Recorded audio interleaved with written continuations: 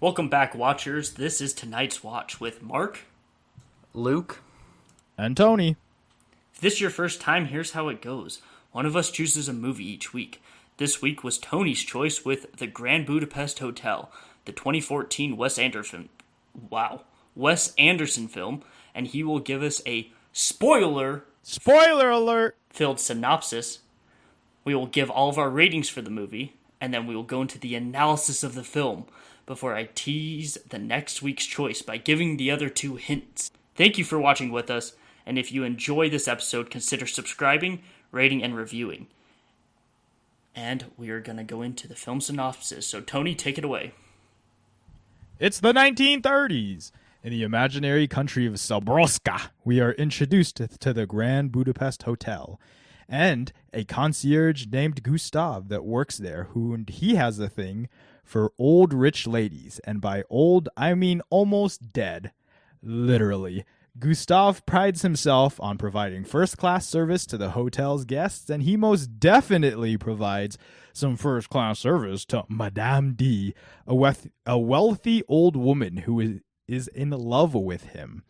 Gustav takes on a junior lobby boy, a refugee named Zero. After the death of Madame D, Gustav finds himself willed a priceless painting entitled Boy with Apple. He finds himself, however, framed by her greedy, deceptive son, Adrian Brody, for her death, and Gustav ends up in prison. With the help of Zero's future wife, Agatha, a baker's daughter, some concierges, prison friends, and of course Pinky, Gustav escapes prison and finds out that Madame D had a second will in the event of her death by murder. Gustav, Zero, and Agatha then maneuver through a now Nazi-occupied Grand Budapest Hotel to find the second will, defeat Dimitri, aka Adrian Brody, and live happily ever after, except not. We then find out Zero becomes an acclaimed author and ends up inheriting everything after the death of Gustav. That was incredible. Very nice, very nice. You want to give your rating for it first, Tony? My rating for the Grand Budapest Hotel is a 9.1. I think this is a very unique movie that is pretty artsy, but doesn't rely on that by itself. It has a lot of good comedy bits. I found myself laughing out loud, and I think depending on how you like Wes Anderson's style, you can give this a 7.5 and up because it's just a good movie. So this was a movie I first saw in film class with a bunch of wannabe artists that love to stroke Wes Anderson's ego. It made me hate this movie and despise it, and this was my first time watching it since. You could say this was a Grand Buddha test to see if I was just being a hater back then. Ooh, that's a good one. And it turns out I was 8.6 out of 10. Okay. That's I'm you, proud. Luke. I'm proud. I thought this was directed really well, and the set design and production design is top-notch. The colors pop, which I really like. The dialogue is good, and it's a nice comedy movie that, like Tony said, I don't think gets too artsy at times, even though it is. So I gave it an 8.8 out of 10. I liked it a lot. We're all around the same. I think whether you like Wes Anderson's style or not, I think it's enough of a not super artsy movie that people can find it enjoyable. Like I was saying, when I watched this in film class, they would pause it and literally review every single shot, and every person was like, oh my god, Wes Anderson is such a genius, you know? And then it just gets tedious, and it made me not enjoy watching it. So I didn't like it the first time. But then that was about 4 years ago, 3-4 years ago. And I went in with a completely open mindset, and I actually don't think it was too over the top with the artsy stuff. I think it did it perfectly, and everything was integrated really well, and I actually really enjoyed it. I think if you really like the symmetrical shots, all the colors, all the sets, like the micro, or I guess they're macro models of the different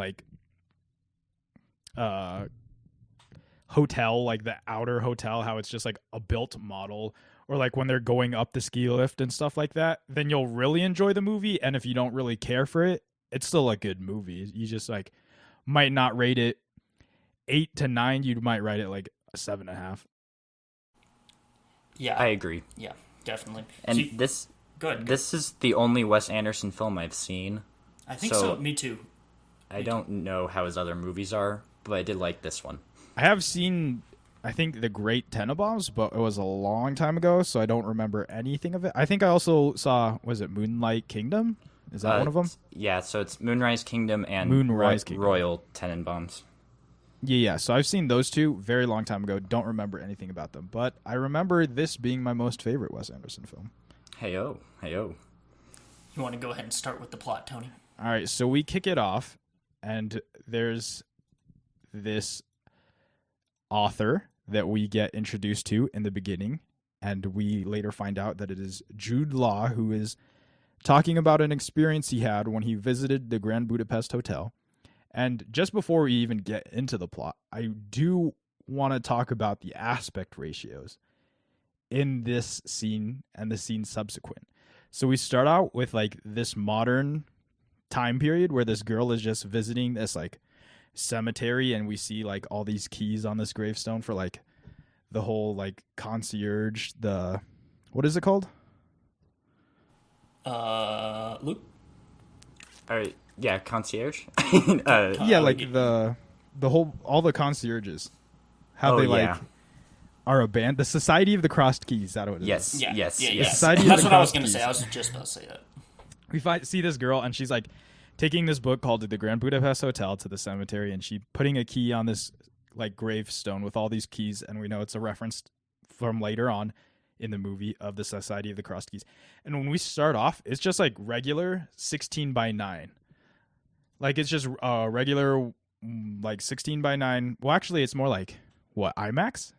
Like the filled out complete. If it fills out completely, it's IMAX, but might not be filmed with IMAX cameras. It just has that aspect ratio. I'm not sure what it is. So it's like, I don't know the exact aspect ratio, but it like modern day, it's like the IMAX is completely filled out. And then we get brought back to 1985 to where like Jude Law's character is like an old guy, and then it's filmed in 1.85:1 or 16:9, and he's talking about his story of his time visiting the Grand Budapest Hotel and just the story of the Grand Budapest Hotel overall. And then we jump back again to 1968, and then the aspect ratio changes again to 2.35:1 or 21:9, which was like made standard during that time, like in the 1960s, until we jump into like finally where the story's taking place in 1932, where the aspect ratio is 1.37:1 or 4:3. Which was also made standard by like the 1930s. I liked that it changed with the time periods. I thought it was a good choice. I like when directors do that well. So I'm not going to say that Michael Bay did it well in Transformers 5. That was straight up an accident. But I like it in this movie a lot when it switches time periods. So Tony and the audience, what Luke is referring to is in Transformers 5, Michael Bay would shoot a dialogue scene between two people, but use an IMAX camera behind one person and then a normal camera behind someone else. So during the dialogue scene, it would change aspect ratios. So that was a complete accident. And Wes Anderson obviously didn't do that because he actually pays attention when he makes movies. And I thought this was a good way to just throw us in the type of style this movie's going to be, because it's very unorthodox in a good way, like in an artsy way. But I really like having different aspect ratios to show the different time periods, because I think it's cool when you like go back, watch like a Twilight Zone episode or something, and you have a different aspect ratio. So doing that throughout this movie really helps you get put into that time period instead of it just telling you what time period it is. I agree. When you go through like these different time periods and the aspect ratio changes, it kind of looks like you're watching a film from those time periods. Yeah, definitely. I think that was a great way to because that started off really early in the movie, right? Like almost immediately. Yeah, that was almost immediately. That's like 5 minutes in, and we start changing aspect ratios. Yeah, and even like the first couple shots, I wrote down that it had really good symmetry and really good camera angles when she was walking up to the cemetery, and you're just like, wow, the cinematography is really nice in this movie. So even if the plot wasn't there, which I think it is, I don't think it has the best plot of any movie of all time, but it's a good kind of, I wouldn't say simple, but it's like okay, he's getting framed for something even though it's his. It's like always know what's happening. It's not complex per se, but it's always fun to watch. And I think It's also a pretty short movie too. yeah, and I think that works really well with it, where it doesn't overstay its welcome for sure. I also wanted to say when the girl walks up to the cemetery, it it introduces the setting in big block letters that it's the old Lutz Cemetery, and he does that throughout this movie. He seems to label everything in the hotel, and I liked it. I thought it looked really nice. Like, instead of like a caption saying it was the cemetery, it was just in big block letters on the wall she was walking up to. Yeah, it was like painted on the bricks of the walls to the cemetery. Yeah. Yeah, instead of having two different fonts, am I right? You are correct. Little reference to our old podcast about the last movie. So good, so good. All right, you can continue, Tony. So I think a strong part of this movie is a lot of the dialogue. I think the dialogue is written really well and it's really funny. And I think that's kind of what carries a lot of the movie and makes it like funny and like brings the comedic aspect of it. And just the way everything's written for the dialogue is like really nice. It all plays with each other well. Like, I really liked the scene where we see Jude Law as an older man and some bratty kid. Like, he comes up with like a toy gun and he shoots him and Jude Law's yelling at him. And then the kid comes back and it's like, oh, sorry. And then Jude Law's character's like, oh, it's all right. Oh, yeah, we see a lot of movies start that way, too, with someone talking to the camera, that kind of trope. And I think that's what really brought me into this movie in the first place, because, I've had a bad experience with this movie before, and I started liking the aspect ratios, but then we get to that part where he's, like, talking to the camera, and then he just, like, so shithead comes in and shoots his dad, while he's, like, talking to this camera. And I actually laughed at it, and I was like, oh my god, that was actually kind of funny, It was super random and not what you expected. And this movie has a lot of those things, if you know what I'm talking about with the fingers. But, that kind of thing, that unexpected, really works really well.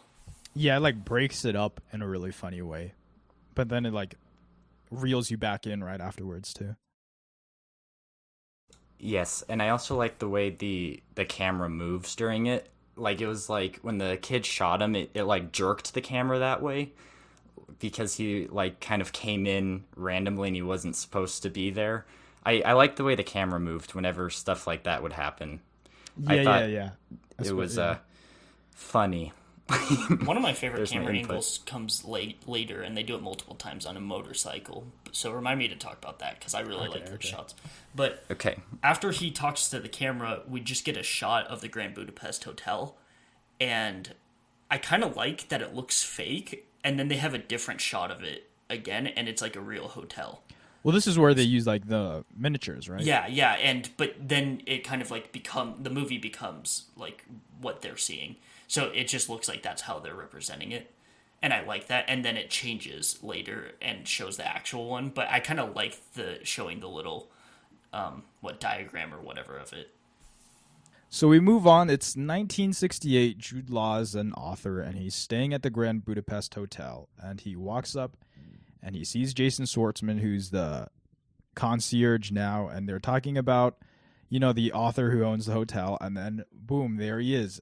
Zero, except now he's old, and he's sitting there in the lobby, and Jude Law is talking to Jason Schwartzman about him. And I think the scenes that follow this I really liked. It's like a lot of symmetrical shots with like Jude Law walking up the stairs, or like with Boy with Apple, the painting, which becomes very important later on, and like the keys on either side. And I really like how they shot it.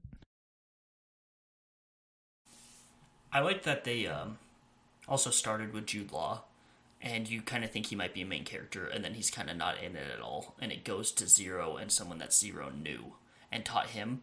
And like when you get introduced to this character first, but then he's actually just the listener, so he's basically the audience surrogate, where he gets told all this information that we're seeing.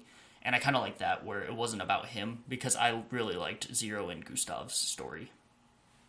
I also liked how the plot is split up into the girl in the cemetery is reading Jude Law's book. Jude Law is that then learned it from Zero, who's now Mustafa, and then Mustafa tells it from, like, Gustav. Tells the story about Gustav. I liked how it got split up like that. There were different layers. It's like just a story being passed on. Yeah, yes. Everything led to the next thing about it, which I really liked. I think this next scene kind of like encapsulate like the vibe of this entire movie. A man starts choking, and then we just get a zoom in on Jason Schwartzman like super tight, and he's like shit, and then he like runs behind like from under the counter, and he's like trying to help this choking man, and it's like this like random comedic moment that just like pulls you out and like makes you laugh at it. Yes, and I think that's what this movie does super well, and what keeps me invested is it does that quite a bit. It already did that a little bit with the camera moving, with the kid shooting the gun, and it does it here, and it does it throughout the entire movie. And I think it's super effective way to do comedy, to almost make this movie a comedy, but really it's presented in a way that's like, it's almost presented as if it's not a comedy, but they throw such funny stuff in there and so frequent that it becomes a comedy, if that makes any sense. Yeah. It's I agree, like, yeah. I don't want to say a tragedy, because it kind of is, kind of isn't. But like, there's enough dialogue and comedic aspects where I could probably list this as a comedy movie. Right, but it's I'd kind say of it's a comedy. I'd say it's a comedy, but it's kind of like it's not presented to you that way. Yeah, definitely not. And I think that's why it works so well as a comedy instead of just having a straight up goofball movie that we get so many of. So we move on, and Jude Law's in the bath of the hotel, and he's taking a bath.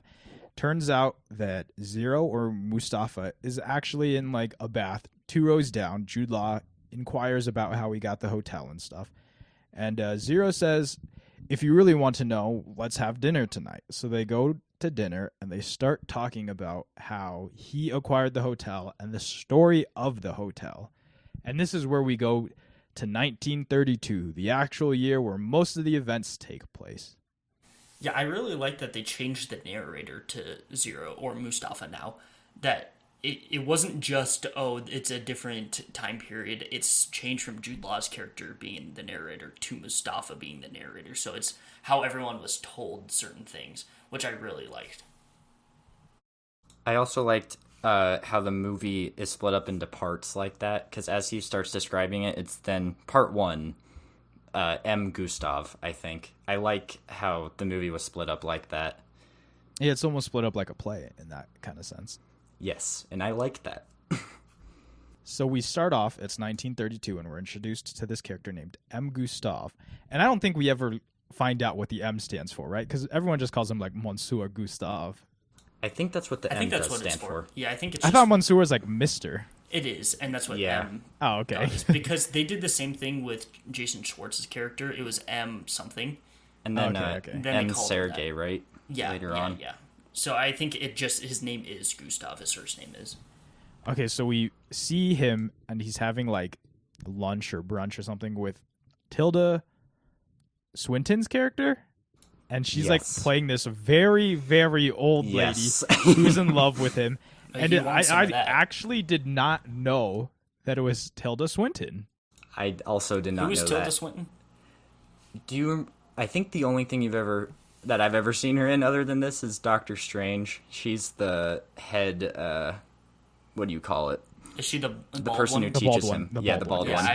I don't think I knew her other than that movie. So The bald one. Okay, she was Who do you also know in from? Narnia, also Yeah, in she's the witch. Snowpiercer. you with Snowpiercer, something going on there. I just have her IMDb page Oh, I know. pulled up. That's the second time this podcast you've mentioned Snowpiercer. So, go ahead. I thought the makeup, like just like the costume and the makeup on her was like really well done because she's not an old lady at all. I honestly thought she was because I didn't know who played her. I just thought it was an old lady. Me too. And it did win the Oscar for makeup and hairstyling. I think for that reason. I mean, she's 60, Yeah. but she doesn't look 60. And back when this was filmed was what, 7 years ago? So she was 53. And in this like depiction of her in this movie, she's like 80 something. Like she's real old. Yeah, but Gustav still wants some of that. So Oh, Gustav still wants Gustav. it. So Gustav, so they say Gustav has this thing for like old people who are vain, and like rich and blonde, but she's like she has white hair, which is funny. Like she's that old. Yeah. And I think that starts to get into like where you realize how weird this movie's gonna be, not only with the style of it, but just the plot. Like, here's our main character, and he's like totally banging this 80-year-old lady. And it's just normal for him, and it's just like, okay, that's the kind of movie we're getting into. And I think it's a super like in your face thing, and it's like, oh my god, but then it really gets you into like what this movie's gonna be like, and I think it did it well. I think for a lot of my notes, it's like a lot of dialogue, because that's what I really took from this movie, right? Like, he's having lunch with her, and then he's like having this serious conversation with her because she's having this premonition that like, oh, I fear this is going to be the last time I see you, because she thinks she's going to die or something. And then it like gets completely interrupted, and Gustav says, oh dear God, what have you done to your fingernails? And then she's like, what, you don't like them? And then he's like, well, it's not that I don't like them, it's just that I'm physically repulsed. Oh yeah. Yeah. Good. The editing is really good between the dialogue, because it like cuts really quick between the characters, and I think it adds to it. Well, and I think it was Luke, I'm not sure if it was you or Tony, who said that this is kind of like a play, but I think it's basically like a play that just takes place way too many like settings. And so it's almost made into a movie. That's the kind of feeling it has. Is like, okay, they always have this dialogue with some sort of insane set behind them, but they do so many different ones, and it's cut so quick that it almost seems like a play almost adapted, because there's so many different things happening. Yeah, most definitely. It's like originally it's written as a movie. Of course, there's like no play about it, but it just has that feeling to it. Yeah. So we have Tilda Swinton's character, Madame D, leaving, and I really liked this camera shot where as she's leaving, we just see this frame of Gustav, and like we're just looking at him as if we were her, and then the car just moves and the camera moves as if it's in the car. Yeah, I liked that. I there's a lot of things I have notes later on about Wes Anderson's directing that I really liked with this, but that I also liked that part. I think he tries to do the most he can in almost every single scene. It doesn't seem like any shot was B-roll. It seems like he was there having artistic vision behind every single shot, which I really appreciate. I also liked this next coming part where she gives him money, and then she wants him to light a candle at the sacristy of Santa Maria, right? And like pray for her and stuff. And it's like something very serious, but it like adds to this comedic part later. Like right after she leaves, Gustav's talking to Zero, this lobby boy, and he says she's really scared. She was shaking like a shitting dog. And then Zero, what he like does in this movie a lot, that I find that Wes Anderson inserts it at the right parts to make it funny. All he says is truly. Yeah. I really liked the dialogue between Gustav and Zero. Well, and he's a bellboy. Yes. To his hotel, so he's a lobby boy. Sorry, lobby boy. So he's like, he knows how to restrain himself and like be very like careful with his words, and he just always goes back to truly, which I thought was pretty funny. I also liked how Gustav is supposed to be like his trait is that he's a professional concierge, but he uses very vulgar language, and that's it's very comedic funny. part of it. I liked it. And Rafe Fiennes, I think is how you pronounce it. I had to look it up. I think it's Fiennes. I think it's Rafe Fiennes.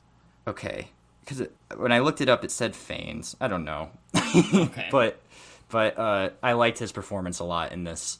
This is his first comedy thing that I've seen him do. I just see him play the villain almost all the time. every actor's performance in this. And Yes, I think that's like a funny good. thing that happens throughout the movie is like accents don't really matter. Everyone just like speaks how they do regularly, but it like you think it'd take away from it, but I think it actually makes it hilarious. Like every time you hear Adrian Brody speak and it's just his voice saying the lines, I think it's so funny. I think it's, because it adds to the artistic style that this whole movie has. But I also really liked the actor who plays Zero. I don't know his name. What's his name? Tony Revolori, I believe. Yeah, I really liked him because I've only seen him as Flash Thompson from Yeah. Spider-Man, the new Spider-Man movies, and he's just a fucking chode in those movies. And so it's like, wow, this guy fucking sucks, and he's just playing a bully. But I had forgotten that he was even in this movie because I, blocked this out of my brain, and I thought he did a really good job being like good during those comedic scenes and having really good comedic timing with Ralph Fiennes. I saw this movie and I thought his acting was really impressive. Like, wow, he's going to be a big actor. And I'm surprised to see that he hasn't been in like a lot of other big roles. It is strange that he's just in Spider-Man right now, right? He's going to be in the next Wes Anderson movie called The French Dispatch, and it's going to be like all the Wes Anderson usuals. So like Adrian Brody and everyone else.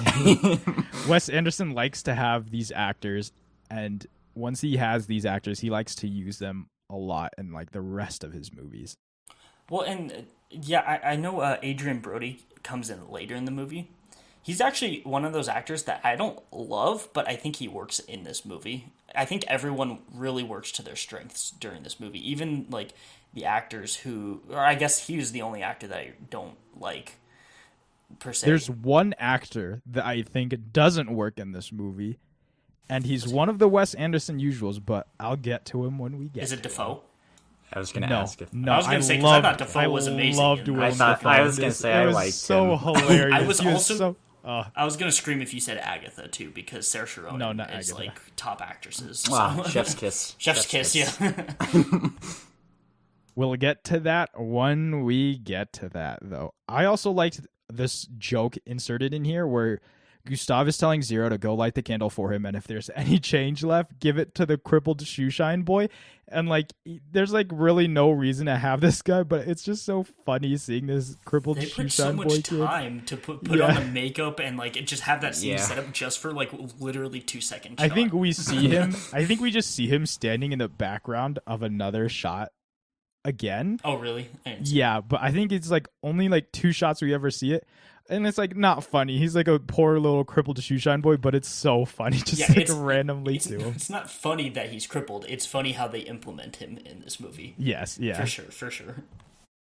We also get to this next scene where Gustav is interviewing Zero about his about him being the lobby boy there. And then, they're all talking and it's like experience, and then he'll like give his experience, and then he's like, blah blah, I was this for a couple months, and then Gustav would say 0, and then he's like education, and then 0 would say, oh, I taught myself how to read and write, blah blah blah blah blah, and then Gustav says 0, and then Gustav asks family, and then 0 just looks at him, and then he says 0. Oh man, that pulled at my heartstrings. It made me so upset. That's honestly almost exactly like 0 from Holes too. Yeah, the whole exactly. Like he is a 0, and it's so sad, But then you relate to this character almost immediately, and you feel for him and want him to succeed. Like I guess you want Gustav too, but he's like a douchey person on purpose, and so he's fun to watch, But Zero's actually like a good person that you root for. Mm-hmm, mm-hmm. I liked the directing in that scene because everybody's asking Gustav questions about the hotel while he's interviewing Zero. I just like the way it follows Gustav and Zero while that's all happening. I liked that. It's a good way to show like how much Gustav does with the hotel, like how much he has to run it. So how much like how involved he is. Yeah. So then we get to Gustav and Zero, and they go to Madame D's suite again, and there's a letter for him with a lipstick kiss on it, and he opens it up and there's money inside, and Zero asks, were you ever a lobby boy, sir? And then he says, what do you think? And then Zero says, well, I suppose he had a start. And then Gustav interrupts him and says, oh, go light the goddamn candle. Yeah, because you would think that Zero's character would be like, oh, no, he's way too high of a standard. But Zero just kind of calls him out immediately. Like, well, of course you had a start. And not what usual characters would do to someone they hold to such a high standard. And this this is an important line for the end of the movie, too. Yes, the foreshadowment is real here. Foreshadowment. So we kind of like switched to like this, I don't want to say a training montage, but it's kind of like a training montage of Zero, Rocky like IV style, being a good of course. lobby boy. Like he's doing all these lobby boy things, and it's like trying to progress and show that he's doing well and stuff. And there's a shot I really like in here. Go ahead. where you see where he's sleeping, and it's disgusting. And I was about to say that. and then you realize what kind of conditions he lives in, but then he's still so ecstatic to go to work, and it's like, holy shit! Like, he's not even getting paid enough to live somewhere nice. Because that's not in the hotel, is it? I don't know, because we get cut to where Gustav stays, and it's also like a shitty little place, but I think it's in the hotel. I think it is in the hotel because it's his servants' quarters. Okay. Yeah, I think so. And I liked, because you know how the colors pop in every scene, like especially with the hotel, definitely. And this one the colors are all yucky. It's like desaturated too, almost. Yeah. Like Zack Snyder directed it. All right, so we move on, right? And I think this is the part where after this whole training montage, and also a montage of like Gustav providing his first class service to other like old rich ladies, right? And you know how he is. You know how he is. We get to Zero, and he's bringing like a stack of newspapers back to the hotel. He reads it, and then he rushes up, goes to Gustav's, and then turns out Madame D is dead. I like that the big headline was about war, and they immediately ignored it and zoomed down to about Madame D. Yeah, apparently Wes Anderson, like when he like puts those like into his movie, he actually like if you pause it and read it, it's like a full-fledged out story and everything, and all like these little documents. And I think that's a little bit over the top for me. I like the documents that appear later in the film because they add to the world and to the story, and like some of them are pretty funny, you know, foreshadowing about the fingers again. But I thought that document was also really funny. Was there foreshadowing about the fingers? No, I'm foreshadowing to the fingers. I'm saying when that actually happens, there's a document about it. That I like that document. Yeah. Yeah. All right, so we switch to Zero and Gustav, and they're on this train heading over to Madame D's house because she had just died, and they're gonna attend her funeral and stuff. And I like this line of dialogue of Gustav talking to Zero about Madame D. He says, "She was dynamite in the sack, by the way," and then Zero says, "She was 84 months old, Gustav." Yeah. And again, God, Gustav. Gustav, man. I mean, I'm not judging, but Gustav, come on. He has he says it in such a way too, like in a he's good like, way. Yeah, and he like is pretty like descriptive about it too. Yeah, there's no shame. There's not a shameful bone in his body about it. Yeah, he said I've had older. Oh yeah, God. He's almost proud of it. This is like, the line. Yeah, he really likes these older women. He's just proud of it for some reason. I think it's funny. Is this when they get invaded by the so-called Nazis, even though they're not really Nazis in this universe? No, I think this is just the police. Okay. This is just the police in this scene. Later, don't some of them? No, it's Adrian Brody's character that starts becoming, right?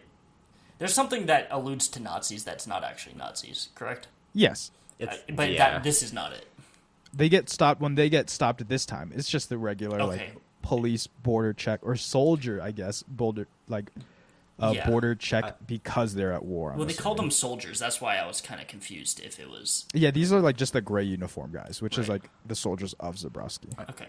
I also liked when the soldiers come into frame. They're slid into frame right as 1 month. Right as closing of the frontier slides into frame.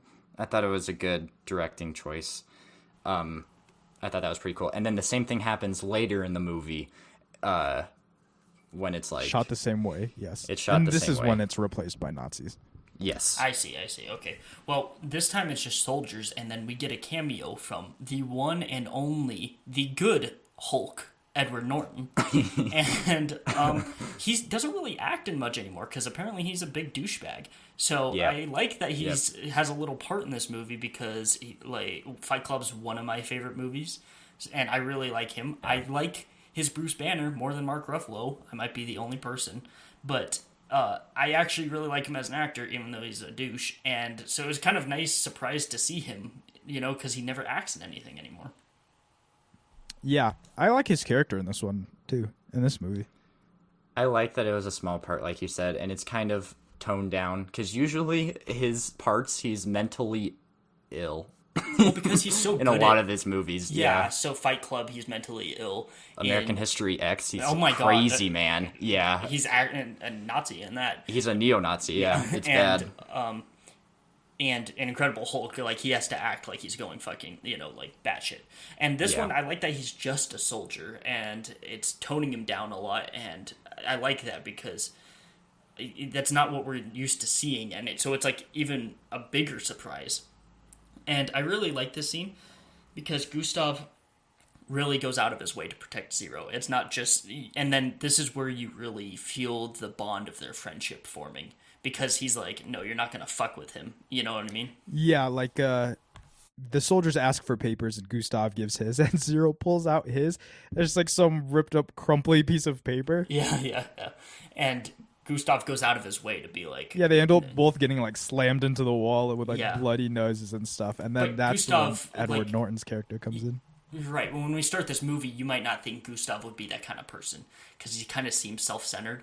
And then, but you kind of feel how much he likes Zero and kind of views Zero almost as like a son, but this is where that friendship really starts to form. Oh yeah, most definitely. I like, so Henkels knows Gustav, and so he's like doing him a favor, and he gives Zero a pass, and he gives him like this little sheet of paper. I like it, what the piece of paper says. It says, "Let it be known, the bearer of this document shall be permitted free and unmolested travel." Yeah, Jesus Christ. Oh, Wes Anderson. Yeah, he really has a way with words, right?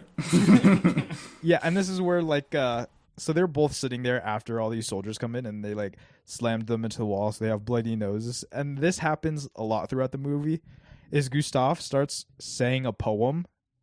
Like, he just starts saying, "You see, there are still flint glimmers of civilizations left in the barbaric slaughterhouse that was once known as humanity. Indeed, that's when we provide in our modest, humble, insignificant," and then he just cuts himself off. He's like, "Oh, fuck it." And then he starts drinking. Yes, they have this I like that. a couple times, like probably 3 times they start a poem or something like that. This one wasn't necessarily a poem. This was like a monologue. Sure, but it was like still like that same vein. Yeah, and that was one of my hit picks for this movie for sure. Yes, my hit pitch was it gets cut off, almost all of them, until the end, and then the poems are read all the way through. Well, and a lot of these directors who hold themselves to a high standard and really like their own dialogue, like Quentin Tarantino. So I like Quentin Tarantino's movies, but there's a lot of moments like that don't get cut off, and they just like drag on, where it's just like continued dialogue. And I really like that every time they're gonna have a moment like that, they're like, "Nope, get back to the action." Yeah, it's almost like trying to like show off their writing chops, right? Yeah. And then what Wes Anderson does that's so funny is he always like cuts it off with like something in this movie, and then this thing's like it's just like, "Oh, fuck it," and like Gustav gives up. Yeah, where this movie could be super self-indulgent, because that's what I thought it was the first time. But it kind of seems like, especially in those scenes, that it's almost like the opposite, where he's just like, "No, let's just get back to the story. I'm not like going to showcase my writing skills until the end, because then it actually is a better story, and then it comes back to it at the end, which I liked a whole lot better than every time some moment happens, there's some monologue, showing Yeah, off I'm his talking writing about skills. like self-indulgent. What I really like that Wes Anderson does is he keeps the movie short, because like a lot of these other directors like Quentin Tarantino with like Once Upon a Time in Hollywood, he'll just like drag it out for way too long, and it just seems like such a long movie that has such long time in between each scene and like such a long dialogue that doesn't really need to be that long, and it seems like these scenes stretch for out like way too long, and he's too self-indulgent, and it makes it a worse movie. I'm going to say it, Kill Bill didn't need 2 parts, okay? I still need to see those. Oh, you don't. I like what Quentin Tarantino does in like Django and Inglourious Bastards. I know he drags it out, but I liked it in those movies. I didn't like it in Once Upon a Time in Hollywood, and I'm glad Wes Anderson didn't do that. I like how that whole conversation was about Quentin Tarantino, and then you barely dragged it back to Wes Anderson at the end. But it was a transition. It's a nice segue. Nice segue. Good There segue. is like a couple parts in this movie where I feel like it's a little bit self-indulgent of his like artistic style. I don't think it goes too far. It gets right at, like, say you're pouring a cup of self-indulgence. It hits the brim sometimes, but it never overfills.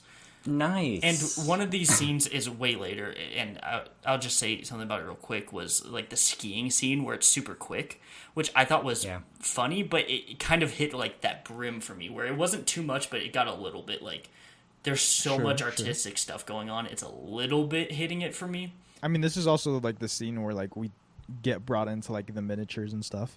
Yeah. So like sometimes this movie will hit there, but then I think that he does a good job that if it's ever going that way, like he pulls it back. So a lot with these monologue parts or the poetry later where they just cut it off, I think he limits himself, and that's why it's so good with it. It's used effectively. I agree. If it's like goes on for like a little too long, it's usually only a little too long instead of being like, oh gosh, this was really long. Oh, yeah, and if this movie was 2 hours, I would feel like it was pretty self-indulgent. Like, another 15 minutes, I think it's, like, at the perfect time where it's, like... I think it's a perfect time for this kind of movie. And instead of being 3 hours of artistic vision, like 2001 A Space Odyssey. Don't. Yeah, I know. Yeah, it's, like, an hour 35? An hour 40-ish? Yeah. And I thought I think this movie's perfect to just turn on at any point, to be honest. Like, it's a fun time, and it's short. I think that's like its greatest benefit. So wasn't the next scene? Did it have Jeff Goldblum, or am I skipping a scene there? Well, we get to them zooming around town on a taxi, and I like how this is like one of the shots where I really like how Wes Anderson does it, because he actually has this taxi driving around town on snow, and it's going by like pretty fast. Like this taxi is like actually driving around fast. Yeah. And the way he like shoots and follows this taxi is really nice. And then we get to Gustav, and he's with Madame D's dead body. And this is where another part of the dialogue comes in. And I think a lot of the dialogue really helps build Ralph Fiennes' character and like really adds to him and his acting performance. He says, "You're looking so ill, darling. You really are." And he's like talking about to her corpse. Yeah, to her corpse. He says, "I don't know what sort of cream they've put on you down at the morgue, but I want some." Yeah. And it's funny because like he'll like hold her hands. It's like, "Oh, you did change your fingernails," like because they like had talked about it before. And then he just like throws her dead hand back onto her body like really rough when they are leaving.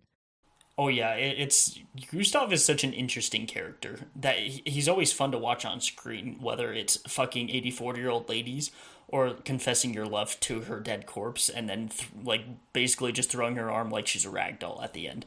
It's just crazy. He's just crazy, and I love it. Yes, he's definitely crazy. That's a good word to describe him. And then this is where we get introduced to Jeff Goldblum's character as Deputy Kofi. Well, actually, he was introduced before as like the person they talk to for hotel business. Oh, so here's what is interesting: is we find out that nobody knew the owner of the hotel, and that they would only talk to Deputy Kovacs, who's like this lawyer man, about like business of the hotel and all like that type of stuff, like the financial stuff of the hotel.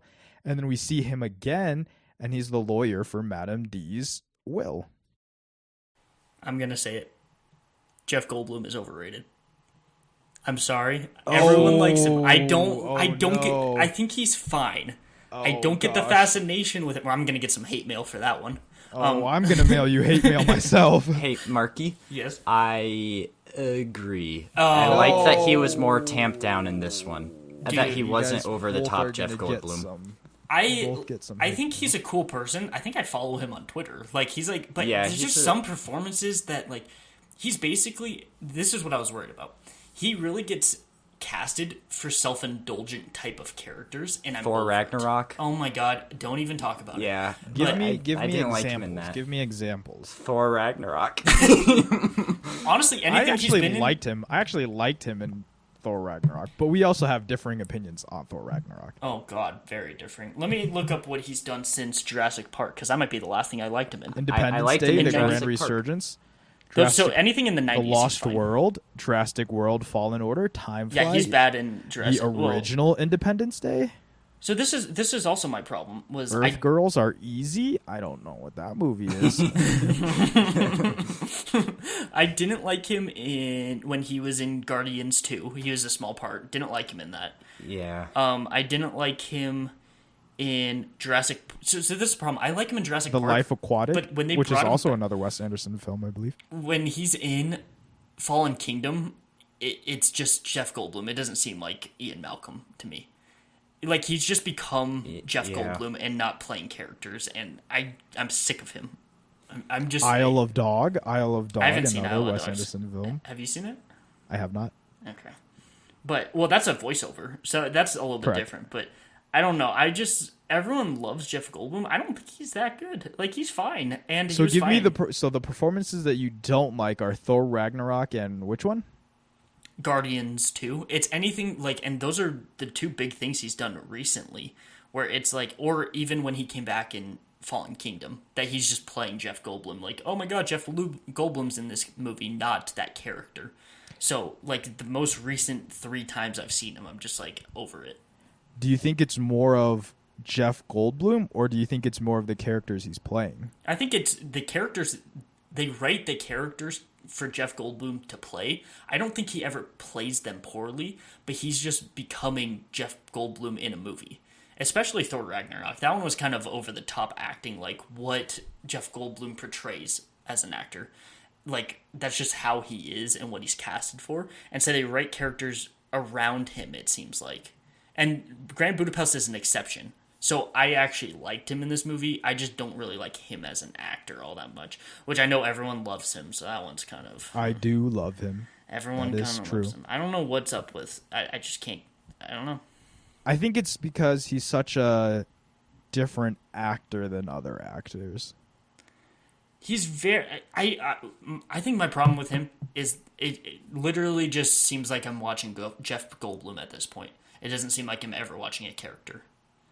And that's pretty... Like, so Jurassic World Fallen Kingdom, there's a trailer where he's at the end of it, a big reveal, and he had one scene in it as in a courtroom. And it's like, you're going to make a big deal over Jeff Goldblum. And so I think it just started getting me in this mindset where I'm just like, I don't get the fascination. So then I started not liking him that much. I almost think it's like a thing though, because like all 3 of those movies are like kid movies, kind of. Does that make sense? Like it's not really it's like movies for kids pretty much. And so like his character in those are Jeff Goldblum, because that's what gets the kids. Yeah. It's just, I don't know. I can't describe it. I'm just like kind of over him. Don't really care when he's in a movie anymore.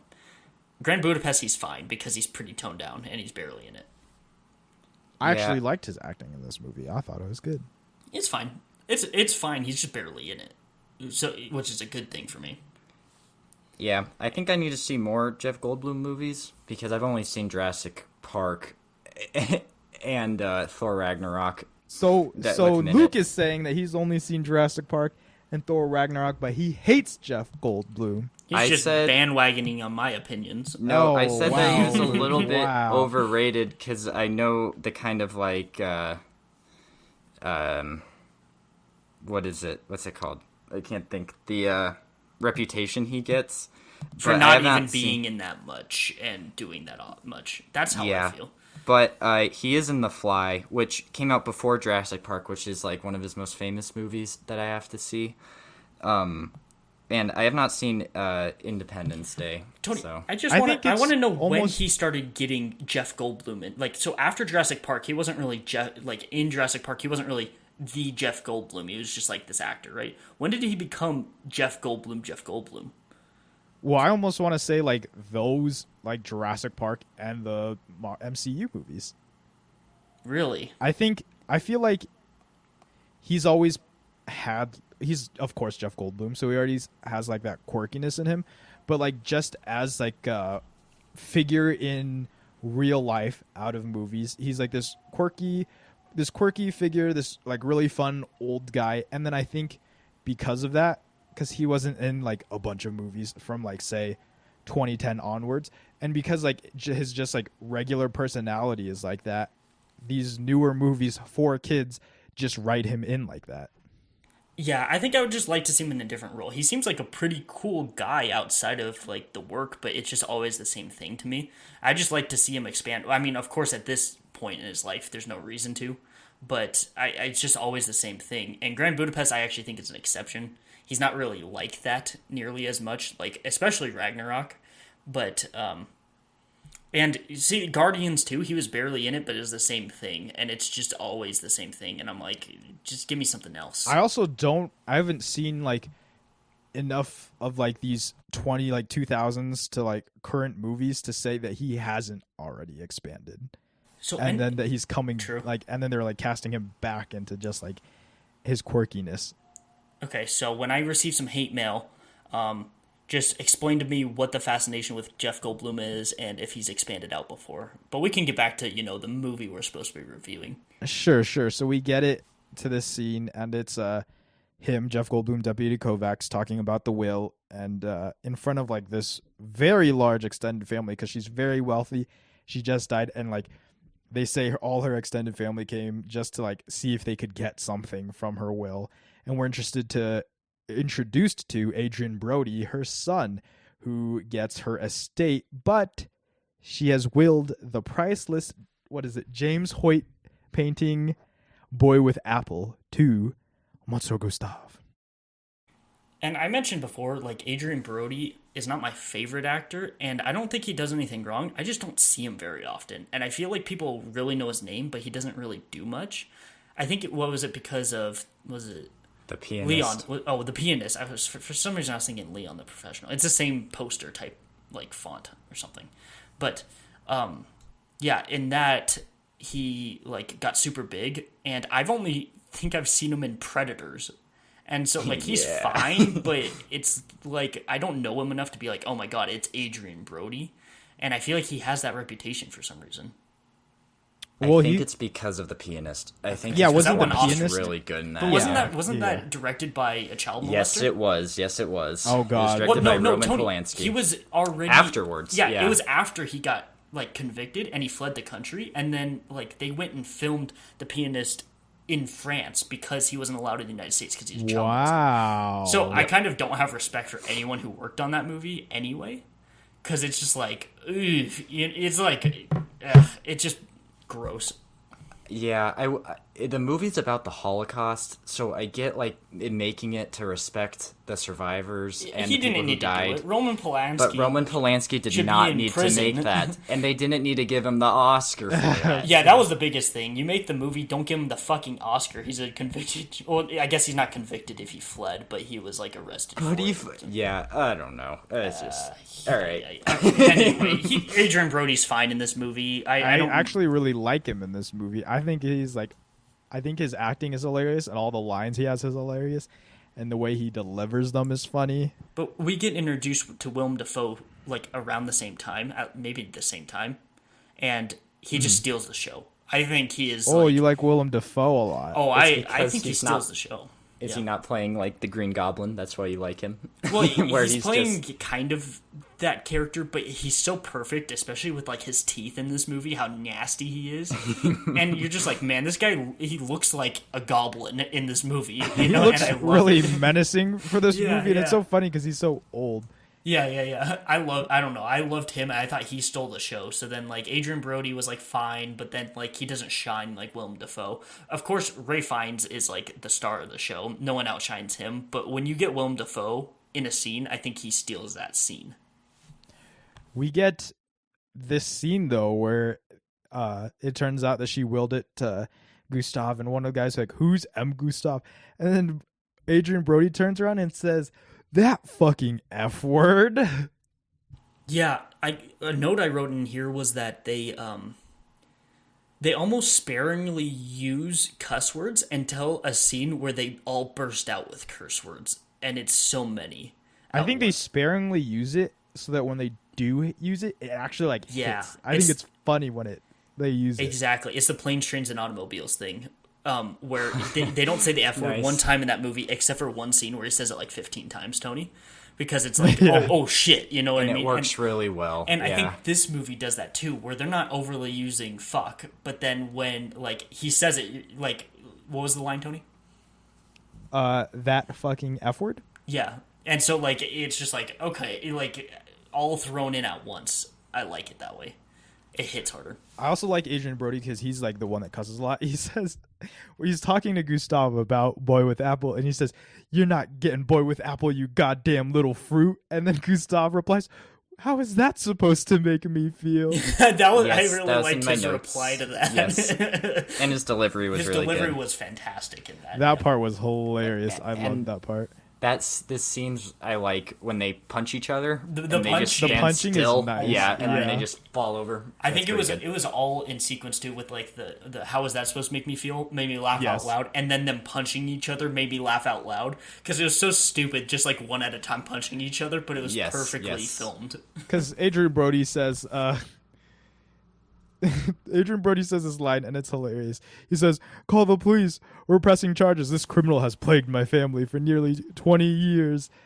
He's a ruthless adventurer and a con artist. He preys on mentally feeble, sick old ladies. And he probably fucks them too." Which he does. And then he just... and then he calls him a fruit after that, doesn't And he? then... No, I don't know, but Gustav replies to that. And it's just like in the most casual way, "I go to bed with all my friends." Oh yeah. And that's where he gets punched. No, that's where he Right, gets I punched. The see. fruit was before that, yeah. I think, but there's also a line where Gustav was like, "How could I be a fruit if I'm fucking all, like, I thought you just called me a fruit," or something like that. I think he mentions. No, something we'll like get to that. Well, I Okay, have that that's written later. down. We'll Okay. get to that. It's funny. I think they just turn, like, that, his delivery Ray finds is perfect with all of his replies to those kind of things. I like this this part. So it's like zooms in on Willem Dafoe, right? And it's like, oh, this like menacing scene, and he's holding his fists up, and then it cuts to the audience of like Madame D's extended family trying to get her money, and there's just this old guy, and he's like, "Where's Celine?" And then it's like some other guys just like, "What? She's dead." Like there's like the funeral that we're at right now. Yeah, it was the person who he's talking about. I thought that was funny, and then, is that when they go try to steal it? The boy with Yes, apple? this is where they go throughout the house. And then if you take 1 second to just think about the plot, I think it's hilarious because it's like the boy with apple is in her will, but they're trying to steal it so no one else steals it. So they're doing this illegal thing just so no one else steals it from him because it's in the will to him. You know what I mean? Like that. I think that's just hilarious. Yeah, I do too. I think it's funny. Luke? Yeah, sorry. You guys say everything that I feel that I wrote in my notes. You and could so- just speak, just pipe up over us. Hey, I say I agree. You do say I agree quite a bit. Go ahead, Tony. Wait. Okay, so I have this scene. So it's like they all punch each other. They all knock to the floor. He's like, "Where's Celine?" Blah, blah, blah. Okay, and then this is where Adrian Brody says, "If I learn you ever once laid a finger on my mother's body, dead or alive, living or dead, I swear to God, I'll cut your throat, you hear me?" And then Gustav says, "I thought I was supposed to be a fucking F word." And then it cuts to Adrian Brody, and it zooms in on his face, and he looks to the side like he's confused a little bit. And then he says, "You are, but you're bisexual." Yeah. And I just love Ray Fiennes' like delivery and comebacks to him, and it's like where anyone else should be offended, and he's just like, well, his first reply is, "How is that supposed to make me feel?" Like, that's just a hilarious way to answer to him, because it's obviously a horrible thing to say to somebody, but the way he answers and then brings it back later, like, I thought I was supposed to be this. He's like, shit, Yeah, it's funny. So then they go throughout the house, and then they replace the painting. And the painting they replaced it with was also just really funny. That was a little bit too much for me. That I thought that got that a one? little bit. That got a little. I thought it was funny. It's like this picture of two naked ladies, and it's Doing sexual you'll have to acts, see it. You'll yeah. have to see it, but it's hilarious. They're doing naughty fun times, and that was a little bit too much for me. Where I thought it was, that happens with a lot of these directors where they'll do something kind of like that, and that was one of those parts where I was just like, that was unnecessary for me, at least. It obviously worked for Tony. We get to this plot point where Serge X is handing them, like, he's trying to help them like escape with Boy with Painting, and he wraps it up and he puts like a confidential letter inside the painting, but they never open the painting to see the letter later on. Yeah. Come on, Gustav. But the way they did it was like perfect later Yeah, in the it was movie nice. to reveal it. I really liked the scene where they revealed I also really liked Yeah. it too. They're on the train, they go back, and this is where Gustav gets confronted by the police. Oh, in the Was hotel? was this before or after? Correct. Didn't they agree on Zero getting 1.5%? Yes, Yes, they yes. agreed on Zero getting 1.5%. Because, well, their plan is that they're going to escape with Boy with Apple. They're going to sell it. They're going to go to a different country. And for Zero's help, he's offering him 1.5% of the money. So that's silly, right? And super low. But then we get a scene where he says that he will inherit he'll be the sole heir to Gustav when he dies. So then we don't know anything about Gustav's family and kind of realize he's a Zero too with family. There you go. Very nice. So Ooh, even though maybe it that's why he started- has taken such a liking to Zero. Exactly. And it started with kind of like a joke about 1.5%, but actually turned into a moment that's like, oh, he's exactly like Zero. And that's why he resonates so well and they're friends. I also think there's a line he says, but when the time comes, these will be yours, along with whatever we haven't already spent on whores and whiskey. Yep. You know, classic Gustav here. Yeah, so we get back to the hotel. They hide the painting, and the police come to confront Gustav. And this part is Yes. hilarious. I like 'Cause- this scene a Was lot. this the Yeah. shootout scene? No, not yet. Okay. That's That's all the way at at the the end end. of the movie. I was That's going to all say, the way I at was the end of the very movie. confused because I was like, that's not in my notes, but I know I wrote it down. I'm sorry. No, this is where It's, he gets confronted, and Edward Norton character says Oh, he that ran away. Okay, yeah. And it's a Edward still Norton, shot. yeah, Edward Norton's character says that Gustav killed Madame D, and he's telling her about telling him that he's like all criminal, and pretty much Gustav replies saying she's been murdered and you think I did it. And then he just runs away and everyone chases him, but it's just like a still camera, and like you just see them running off into the distance up the ladders and stuff, and the camera just stays in the lobby and they just like run into the background. I like this scene a lot. It was this was one that made me probably laugh the most because there's no background noise either. It's just their footsteps running away. And Yeah, this one worked I for like me that too. a lot. This one Yeah. definitely worked for me too. Yeah, and then he's like, stop. He's just like, here, stop, as he's just running away into the background. And it's also obviously Ray Fiennes, which I like. You know, we talked about how Liam Neeson can't run to a fence by himself. But, like, Whoa, when Ray- did we talk about this? we're talking We about how did they took not, 15 But edits. taken 3. We're talking about 15 edits Oh, and taking okay, I 3 to jump remember, over yeah, a I fence, but remember, really yes. they were editing before he even ran to the fence. So I just appreciate that it was Ray Fiennes in the shot acting and then sprinting as fast as he can, like up the stairs, which I Like the way the way they run is also just funny too. yeah. This is where we get into part 3, checkpoint 19, the criminal internment camp. What did you think about this joke where Zero walks up to like this big prison door? It says checkpoint 19, and he's knocking on it, and he's looking up, waiting for them to let him in, and then it just pans, and there's like this little side door. This one really worked for me because of the camera movement. I like the pans, the camera pans, and it was like the cemetery where checkpoint 19's in big white block letters. It's black like this that. time, Luke. Sorry, black letters. It was white letters for the cemetery.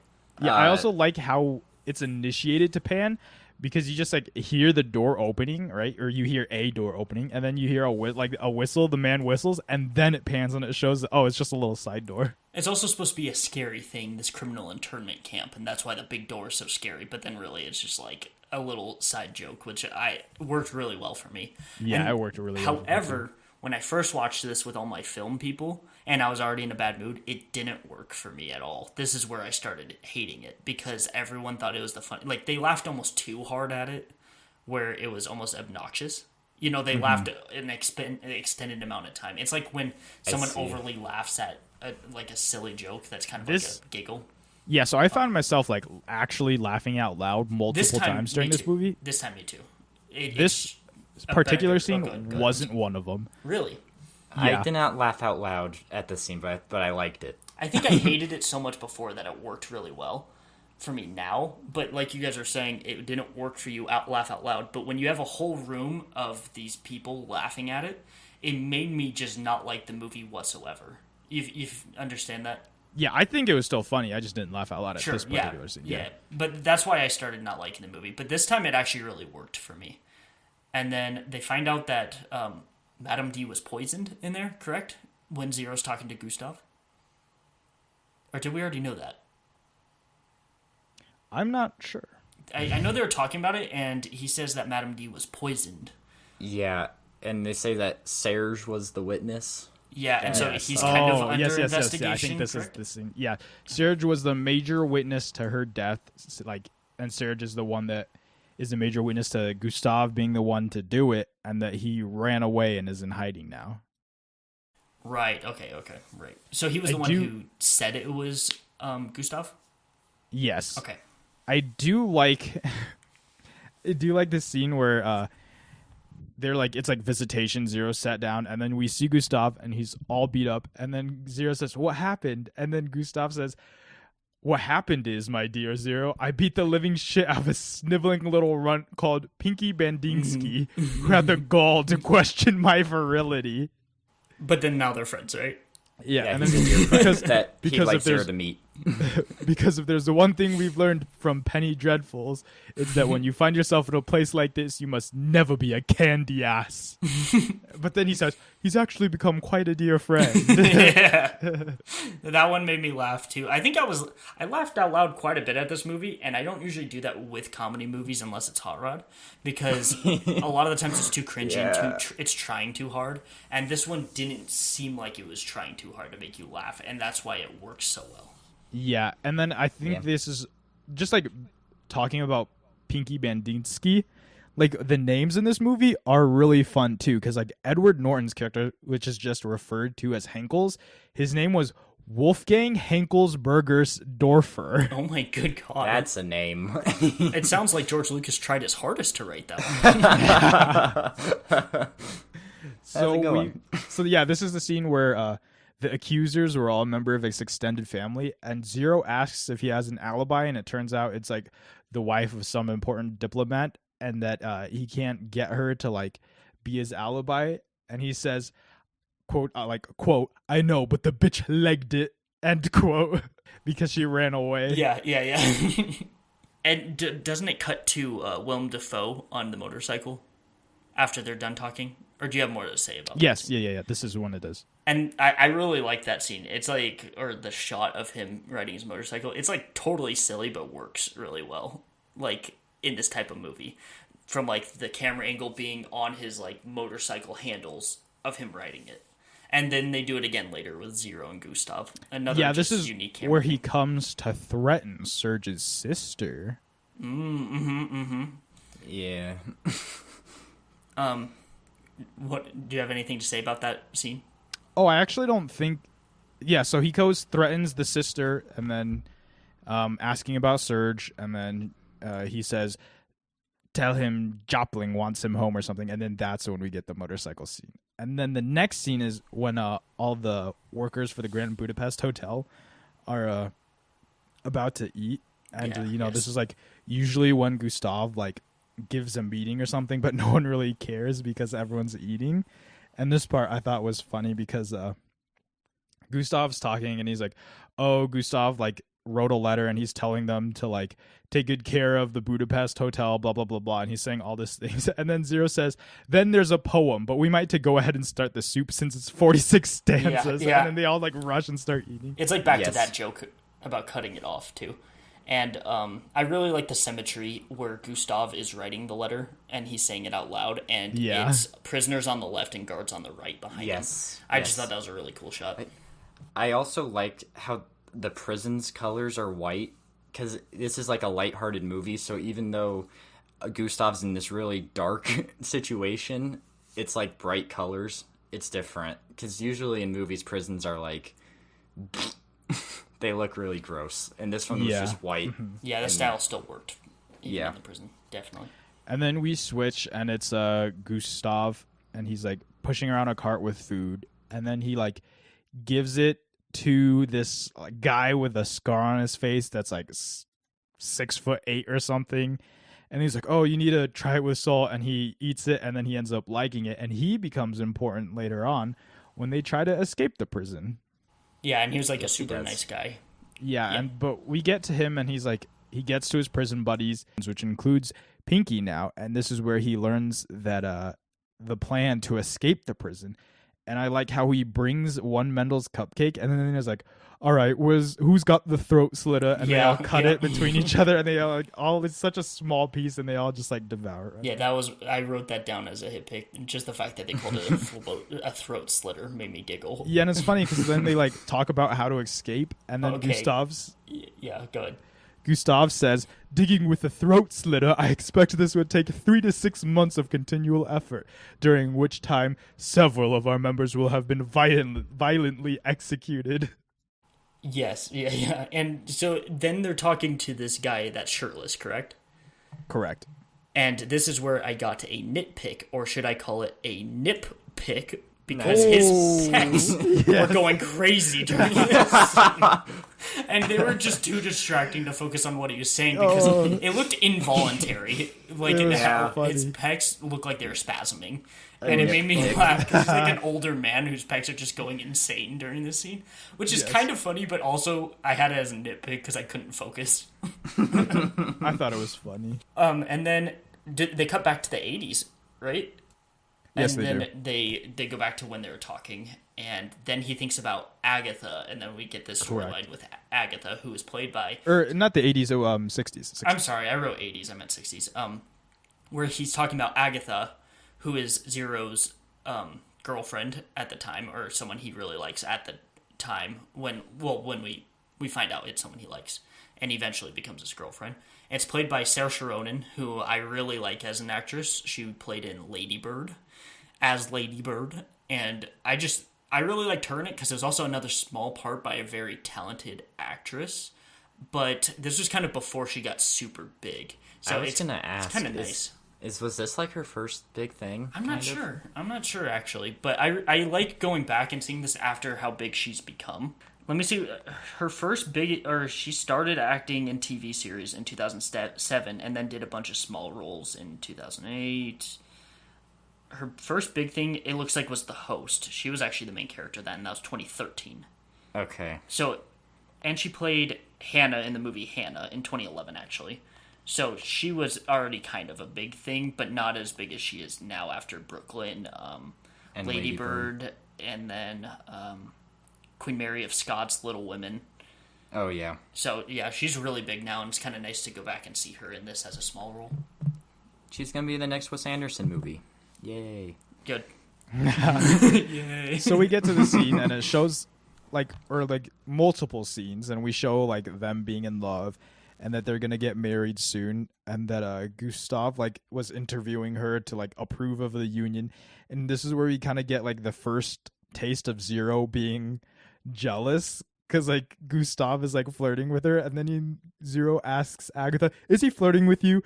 And then she looks at him and looks back at Zero and says, "Yes." Yeah, that's when I think that immediately makes the audience start liking Agatha, because it was is he flirting with you? Yes, immediately, not fucking around. Yeah. So I immediately started liking her character and wanted her and Zero to work out.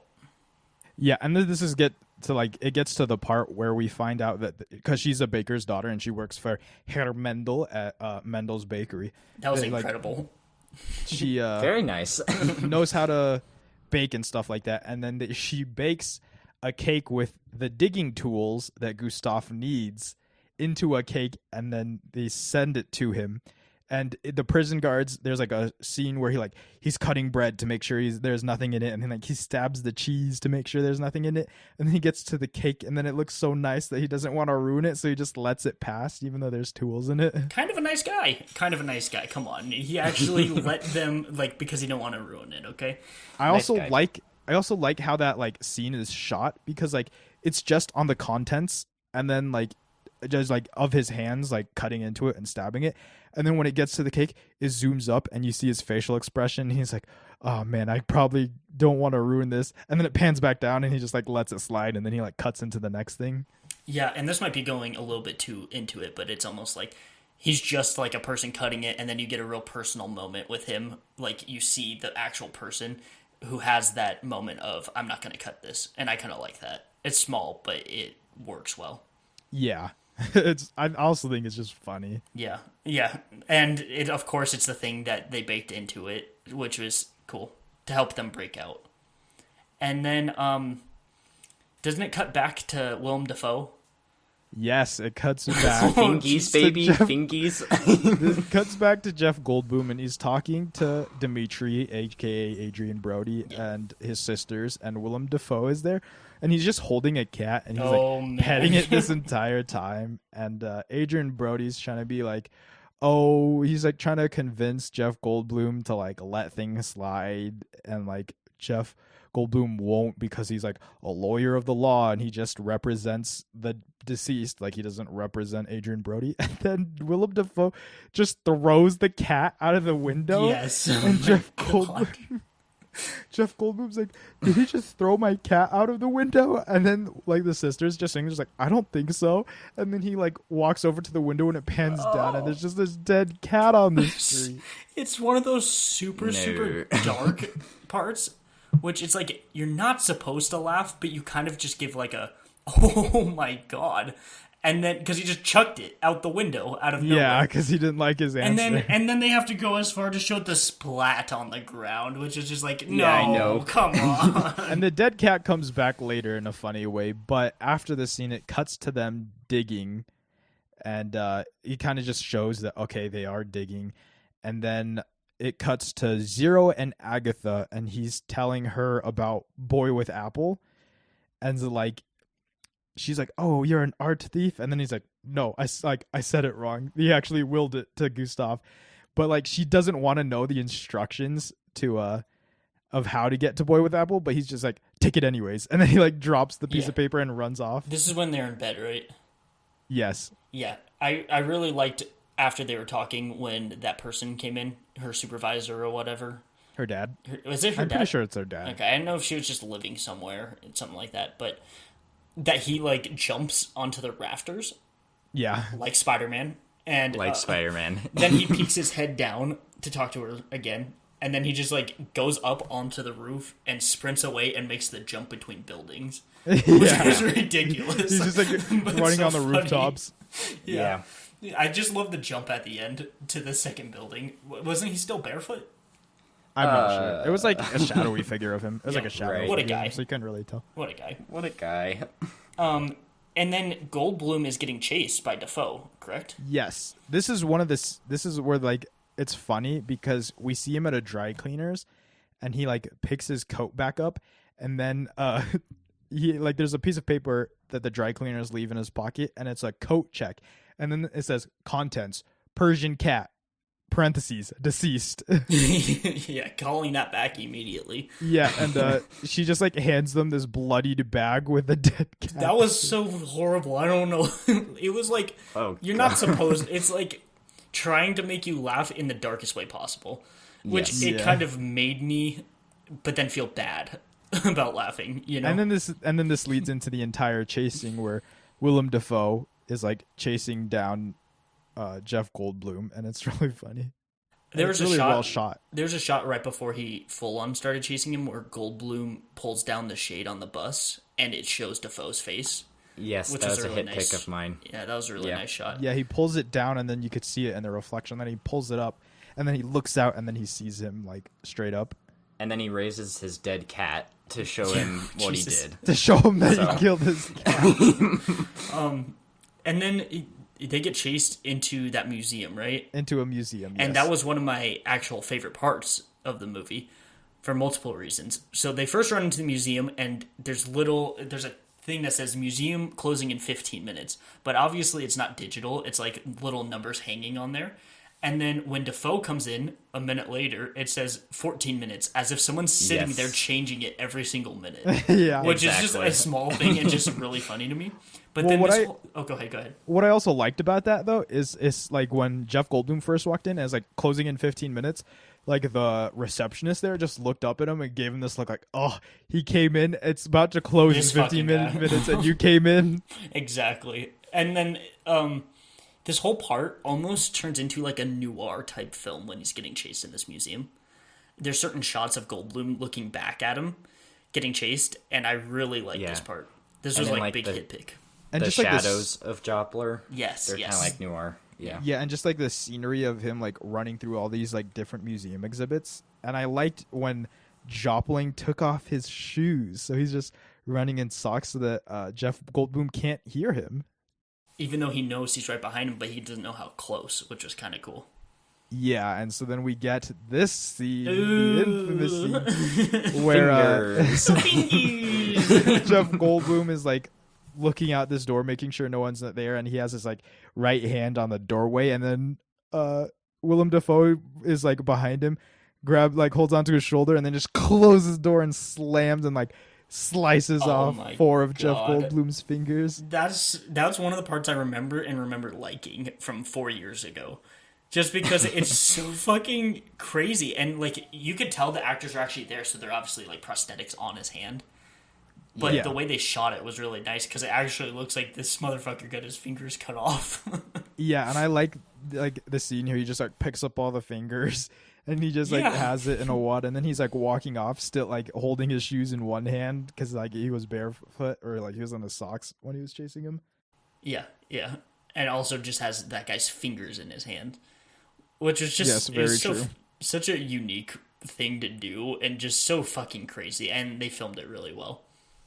And then it cuts back to Gustav and pals breaking out of prison. Correct. And we get a classic ladder joke where the ladder's super long. And I thought it was funny because it's a cartoon joke in this movie. And I thought it actually worked really well at this part. I think it did too. I also really like the music. Yes. When they're breaking out of the prison. I thought it was really good.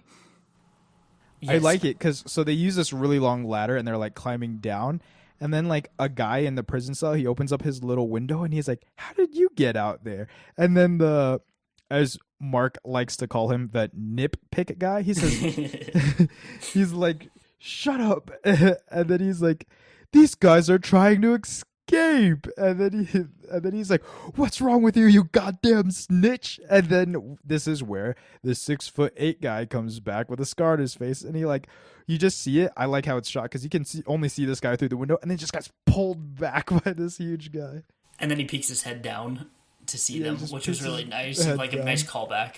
It's always the big guy that's like the biggest baby. You know what I mean? Not baby in a bad way, but like a teddy bear. And I like that. And I like that he shows his face, and Gustav says, "It's you. Thank you, you sweet, kind man." Yes.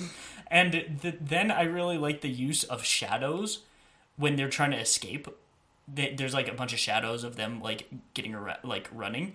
Yeah, because it's like they get into the guards room and all the guards are sleeping like side by side. And I love the jumping over them on their beds. I thought that was really nice. Yeah. It's totally silly, but it works perfectly at this moment in the film, I think. Yeah, we see like them like climbing through the rafters, going under the beds, and then jumping over some beds, and it's like such a really nice shot too, just how Wes Anderson filmed it.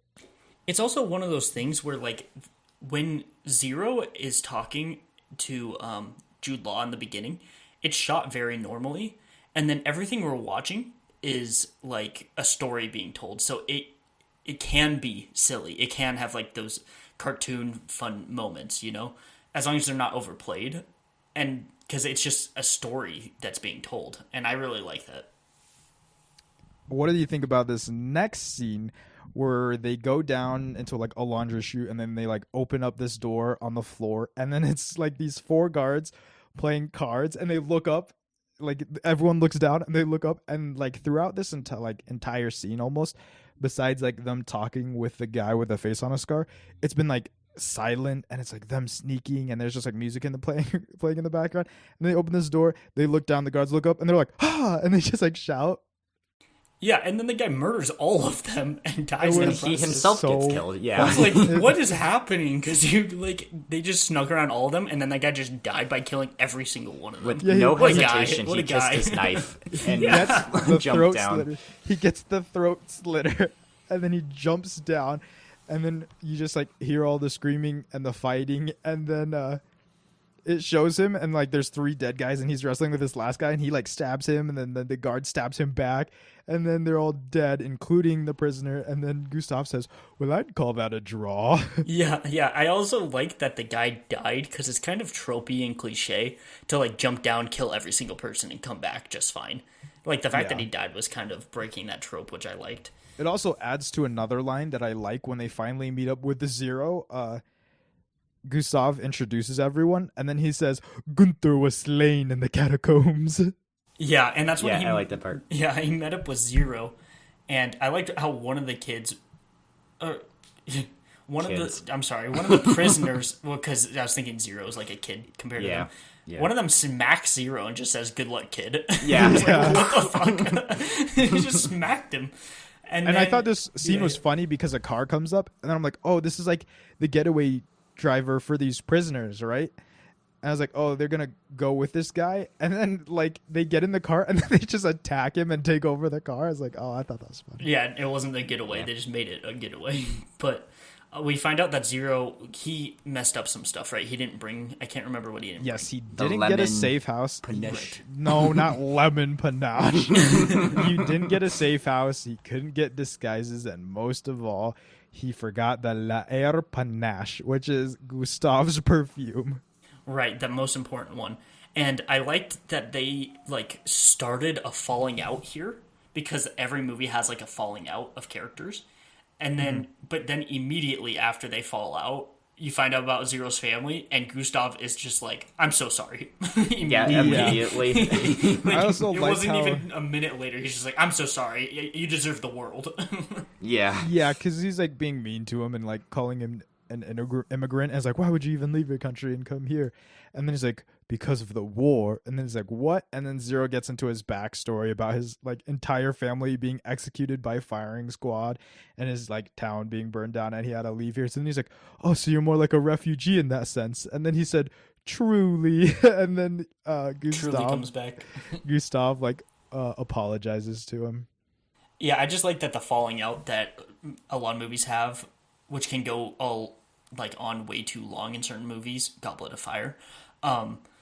Like this one happened. Wow. Next one. And this one was like a minute of them falling out and then back to normal, which I liked. Yeah, and I also like the subsequent scene of them like running away, and it's like them running through the snow and stuff. Yeah.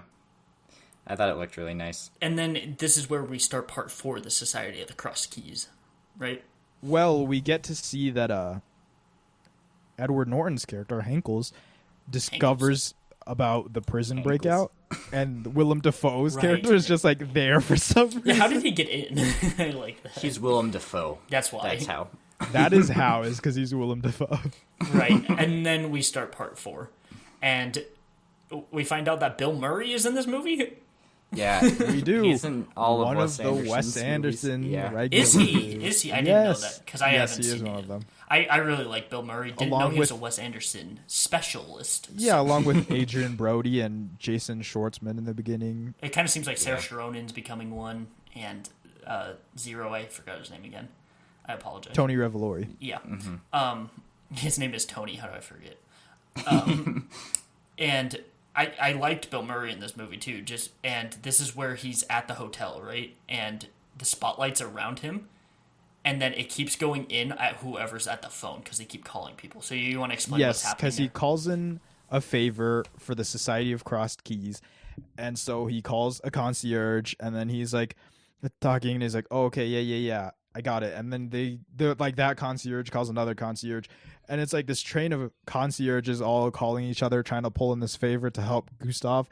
And I really like this scene because it's so funny, because they like, it cuts to a concierge, and like he has to answer the phone, and he's busy, so he like does what, like he gives whatever task he's currently to like a lobby boy.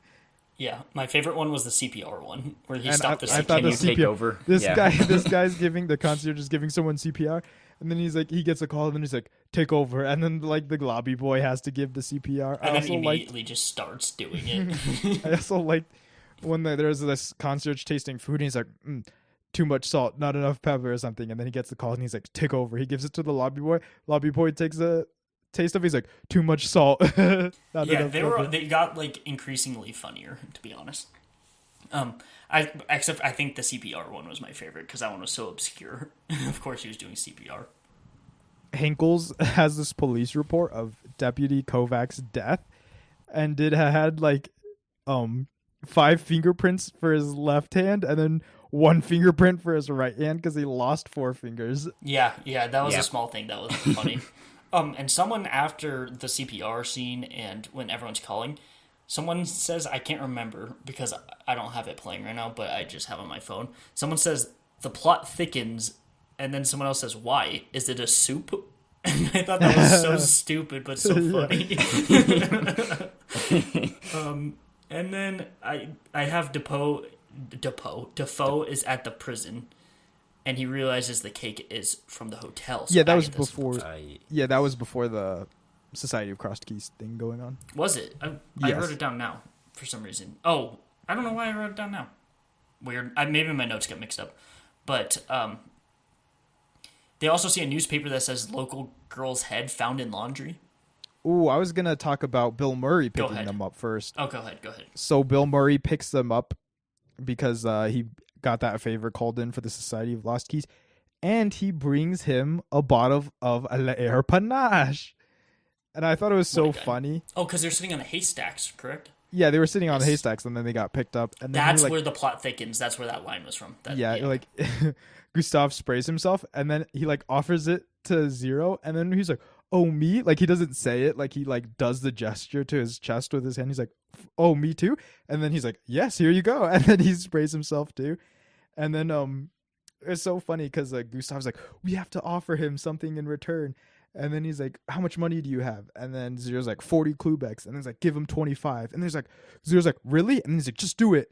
And they offer him like, "Here, please take this." And then Bill Murray's like, "I can't." Like he like puts up his hand and like does that gentleman thing. He's like, "Oh, why I can't?" And so it's funny because Zero's like, "I'm not gonna give him this money. Like we barely have any money left." And then Gustav is just like, "Just give it to him," because he knows that he's just gonna deny it anyways because he's such a gentleman.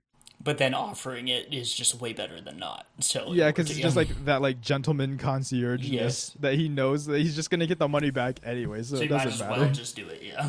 Yeah. Is this the local girl head found in laundry yet?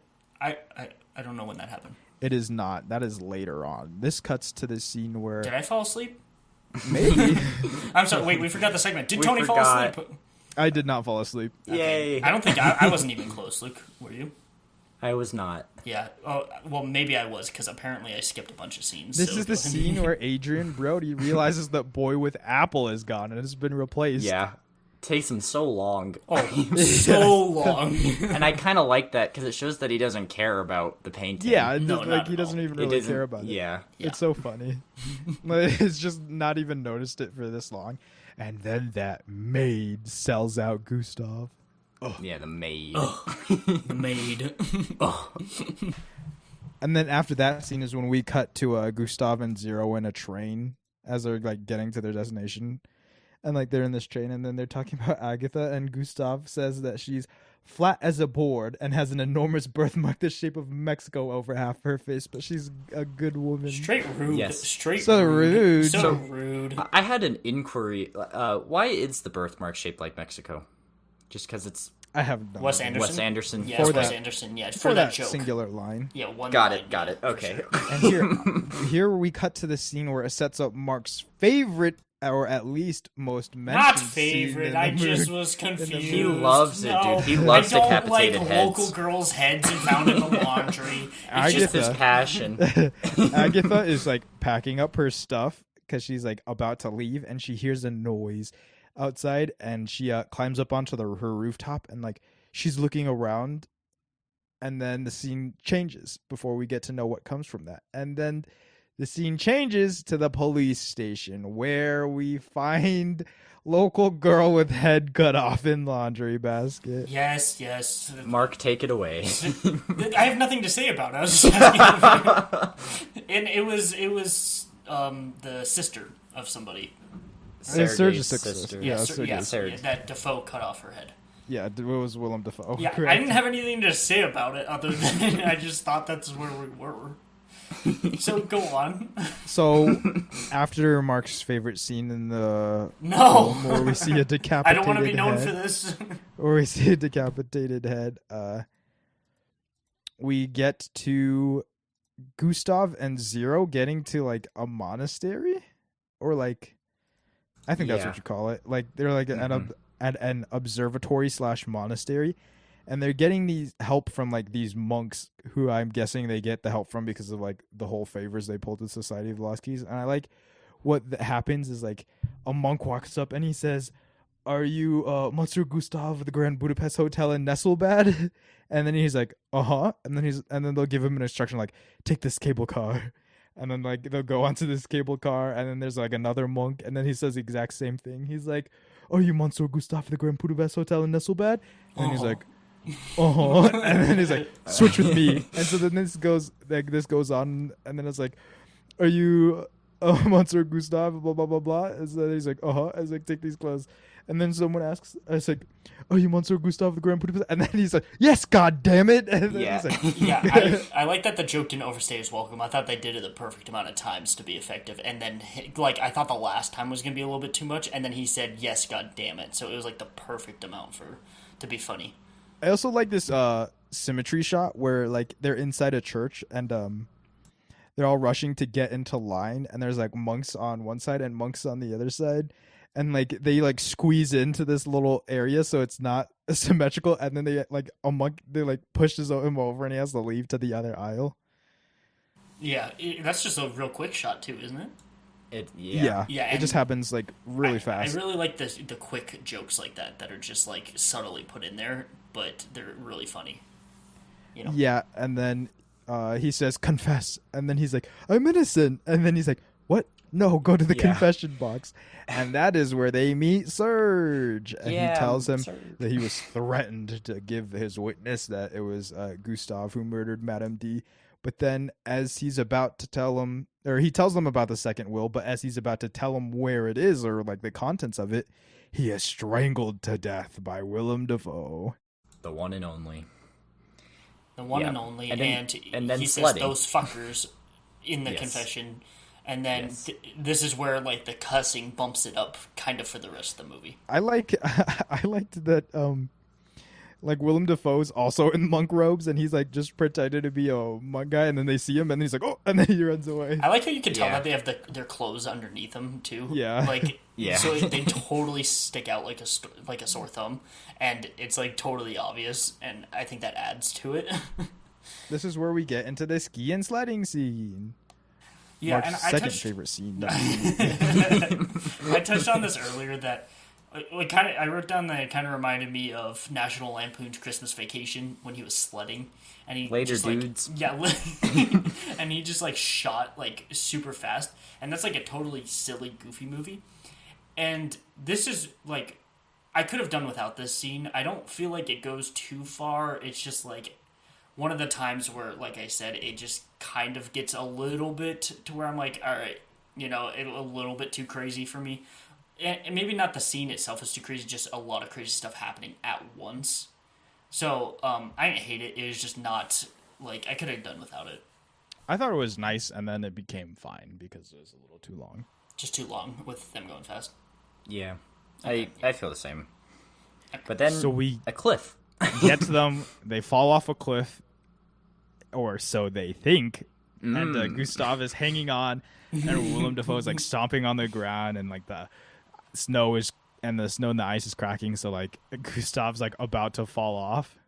Yes. And this is where Gustav, in his final moments, he also starts another poem. Mm-hmm. And then Zero is actually not off of the cliff already, and he runs up behind Willem Dafoe and pushes him off, and then Gustav's like, "Holy shit, you got him!"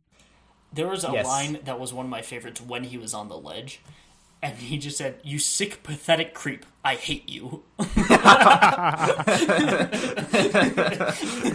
was one of my favorites. And then Zero pushes him off, which was also funny. Yeah. And then we start part 5. Yes, correct. The second copy of the second will. Ooh. This is when they get back to the hotel and it's occupied by Nazis, or at least fake This Nazis, is where in Nazis this come world. in. Fake Nazis, Right. yeah. I think so. Isn't it? Yeah, they put ZZ on Instead it of for like SS. zigzag, Yeah. something dumb instead of SS. Yeah, It's so something- dumb because There's a big hit pick for me. Or go ahead, Tony. I'm sorry. I was gonna say, it's so dumb too because like they're like you cut to a scene of okay, so this is the one character that I don't particularly like in this movie, but he's fine, and it's Owen Wilson, Yeah. and I choose him. Yeah. But you Another like Wes cars. Anderson. You like cars. I do like Cars. He's a Wes Anderson regular. Yeah. It's just like he's just weird placed in this movie because it's like it's just Owen Wilson. Like I'm see. hearing him talk and stuff, and I'm just like, oh wow, Wow. the entire time. Yeah. Ka-chow. My hit pick came right before the Owen Wilson part, and it was really, really brief, which is why it's a small hit pick. And I think this is what I'm gonna get into. Yeah. I'm not sure, but it's like they have the ZZ, right? And then they walk by with the ZZ on a ping pong table. Yes, this is the one I was It's gonna the get to. dumbest thing. So Owen Wilson is giving them. Owen Wilson is like booking out rooms, and then they're like talking about how this room is gonna need more space as they walk by with a ZZ on a ping so pong Owen table. Wilson came before it. My bad, but Yeah. it's just the dumbest, like smallest thing put in there. That's hilarious to me. That they're trying to get a ping pong table in there. And so Agatha bribes the Nazi soldier guarding the entrance with a cake, with like a cupcake thing. I thought it was so funny because she bribes him with a cake so that she can get in and get into to get Boy with Apple, and then Gustav and Zero later on have to get into the hotel to try to save Agatha, and they also offer him another cupcake, and like you see him, the frosting's all on his lips, and like the cupcake's gone, and then he looks down at it, and then they're like in the hotel, and like it implies he just took it again. Yeah, that the cupcake on his lips didn't do it for me because I feel like we see that a lot in movies with like stuff on people's lips and stuff. So that one didn't get me, but the fact that it cut real quick when he was deciding to take the second one, like he did with the first one. So it was like the first part of the joke didn't get me, but the second one did. But we get Adrian Brody recognizing Agatha as she's about to go out, and he like just like walks around and follows her, and it's like the suspense is so crazy. Like she finally gets into that elevator, and you think she's gonna go, but he's like, wait. And then he goes into the elevator with her, and then they're just like both standing there, and he like rips open the paper covering the painting, and you just see like the little hand and the apple, and then he's like, "Nice picture." Imagine if this wasn't someone who knew what Boy with Apple was, and he was just some creep. Just looking at her painting. It's literally Adrian Brody.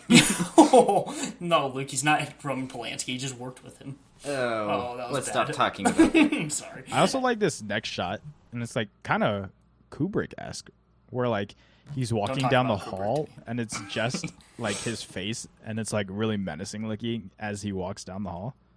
Yes. Yeah, it I was like that. Kubrick-esque in a good way. I don't like Kubrick, but the shot was good. I like, yeah.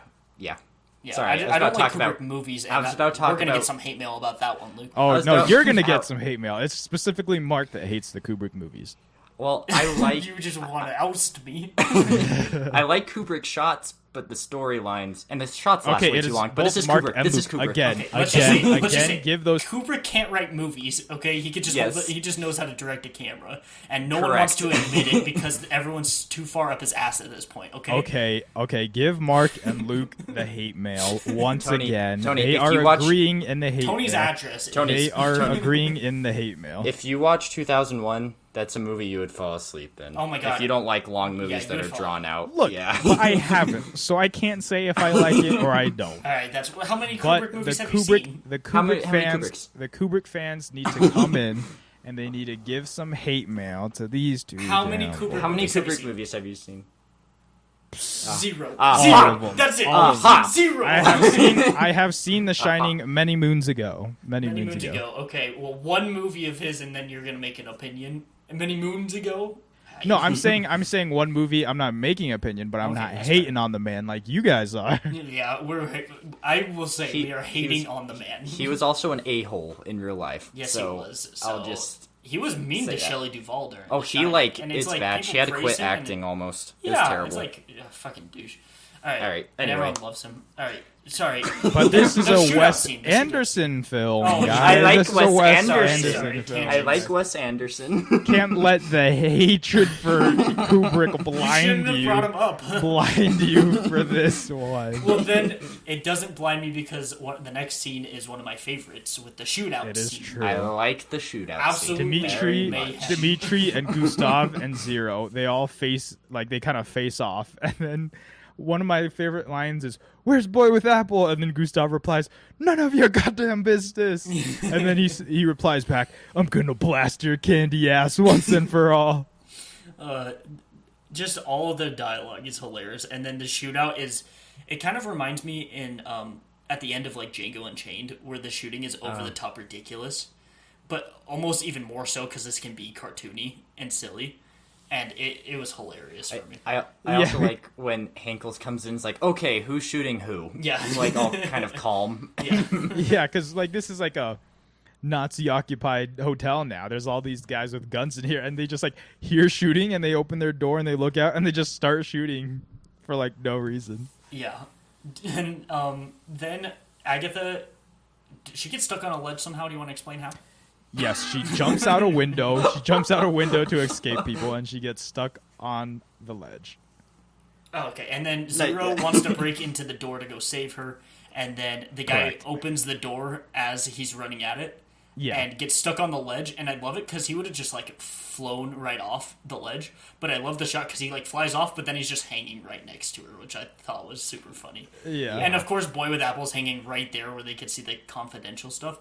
Correct. Like the letter, which would be in any other movie a total like cop out plot device, but it works perfectly in this movie because of the style that It's like so stylized. The It's so movie's silly. so It's a silly stylized movie. and silly that it just perfectly works. Yes. And like the same thing with them falling into like the back of the Mendel's truck, and they're like it cushions their fall. In like other movies, like oh okay, that's like dumb, but like it's so highly stylized in this movie that it's like oh that's actually like nice. That's like how Wes Anderson does it, makes it really nice. And so they find out about the confidential will, and then it turns out that in case she's murdered, everything goes to Gustav.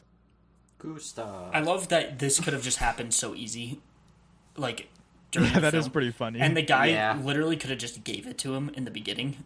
What was that guy's name? Serge. Serge. Yeah, he could have just gave it to him, and the movie would have ended. And usually I would call that a plot hole, but I think it's funny for this kind of movie, and it works. So it's just kind of like, well, this was all kind of pointless, but in a good way. This part of the movie is a part that I dock some points off, but not a lot. Is I find it like ends kind of abrupt. Like they're all in the I think it works shootout. for it, actually. They I fall actually off, liked it. and then boom, it cuts to them opening the will, and then oh, boom, he inherits everything. So it like kind of happens quickly, and like you get so attached to these characters that you kind of want more. You want to see more. Yeah. That but it like was- ends pretty fast. That's kind of how I felt. Maybe show how the shootout ended, and it could end stupidly or something like that. I Something. liked the I don't abrupt know. ending because I think it fit the style of the movie. It does fit That the makes style sense. of It's the movie. like It I does. get we wanted more time with the characters, but I think it fit. So I thought that actually worked well, but I totally get your guys' points on that. And then we get to Gustav inheriting everything. Zero becomes a concierge.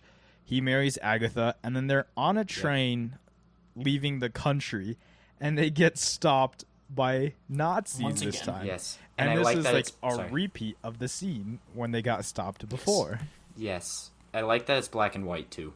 Because this is the part where it's not supposed to be like silly. Because it's actually Nazis and they kill Gustav.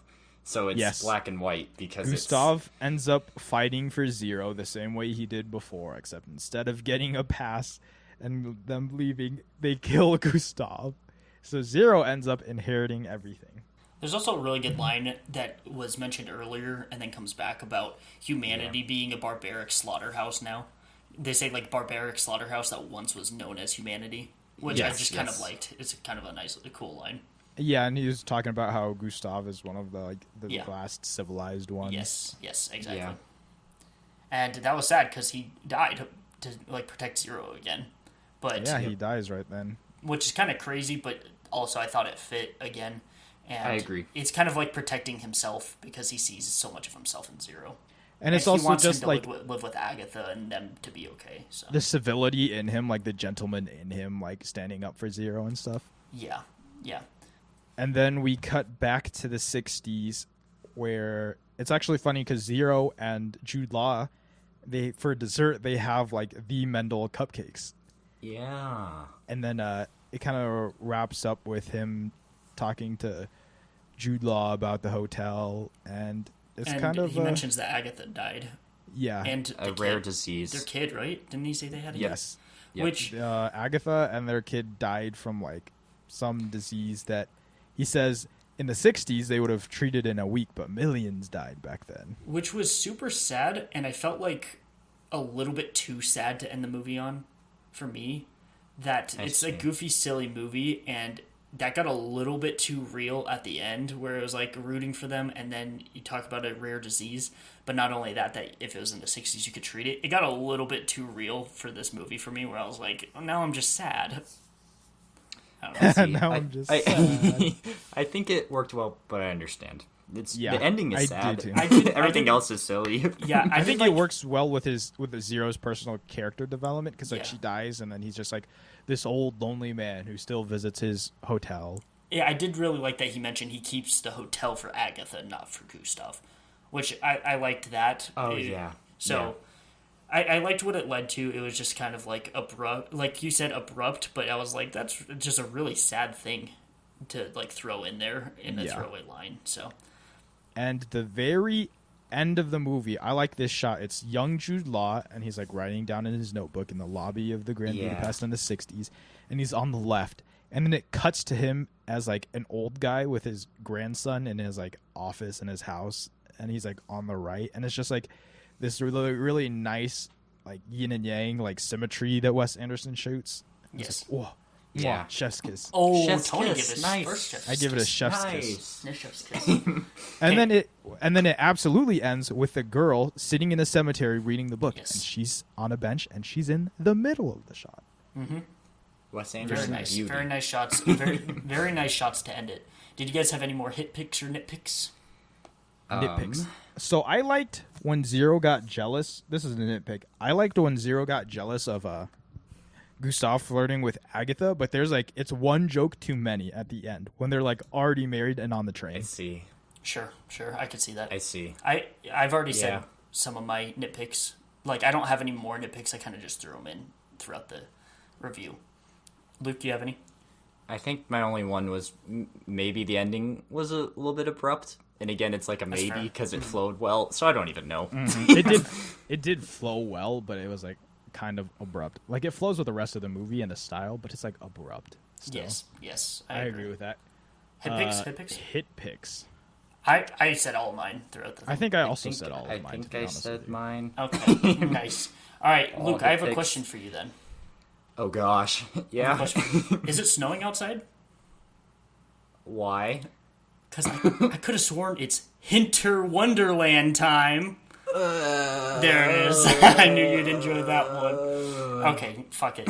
We're going into the hint segment where I'm going to say... Wait. Before the hints, what was our collective score? I have it. I our have it. collective score. I gave it 8.6, Tony gave it 9.1, and Luke gave it 8.8. And the collective score is an 8.83 repeating. That's a pretty good score. Yes, you guys you should go out and watch see it this movie. very much. And now, yeah, now it's into good. our hints, which I had a very Hinter good joke Wonderland. about. Yeah, you All like right. that? Okay. Hint number 1. Who is it first? Luke first, guessing? Yeah, go ahead. Did I guess first last time? No, can't I remember. did because I was first. I was like this week. So, like, since you're next, then you guess first. So, Okay. hint number 1. Overlook Hotel.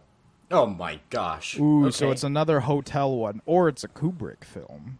And because Yes, I know yes. the only, I'm gonna go with Doctor Sleep. Okay, Luke? No. Better not be 2001. It's That's not. my guess. It's not. Okay, thank you. Or man, I hate on that. So Hint number 2. Nazis. what is going on? It's Jojo Rabbit. It is Jojo Rabbit. Hey, Same you were hints. giving pretty confusing hints last time, and I'm sure all of the viewers were wanting to watch Jojo Rabbit. As soon as you gave that same second one, I That's was like, funny. oh, it's Jojo Rabbit. Hey, man, they all work for Jojo Rabbit too, and I'm sure everyone last week was pretty excited. So we got to give it to them. You can watch it on HBO Max. You can watch it on HBO okay. Max. A very good pick for a movie. It's Oscar nominated. It's Oscar nominated by a director that Luke and I don't like. Well, he did. Yeah, which He did I Thor need to see Ragnarok, again. but this is a I need to see again. completely Yeah. different film. So I'm very excited, and I'm not holding anything against him going in. Let's see so if I'm it very changes your opinion of him, because because he didn't like Thor Ragnarok. I Exactly. liked Thor Ragnarok. I'm sure I'll like Jojo Rabbit. Most people did. It's also like that same humor can work in different movies, so that's why I'm like, I'm excited for it. So none of us have seen it yet. You could watch it on HBO Max if you want to watch it along with us, and we're going to be doing that next week. Thank you for watching along with us, and we will see you next week. Luke, you want to roll this out? And that was tonight's watch. Oh, Goodbye. the best one yet. Goodbye. Goodbye.